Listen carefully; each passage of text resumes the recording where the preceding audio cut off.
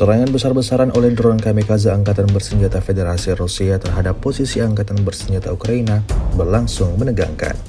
Rekamannya ramai beredar di media sosial Telegram pada Kamis 1 Agustus 2024. Tepatnya di arah Zaporozhye, Angkatan Bersenjata Ukraina menderita kerugian yang cukup besar dan terpaksa mundur.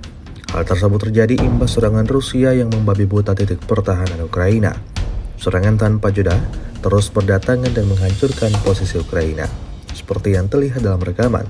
Hingga video ini beredar, beragam komentar dituliskan warganet.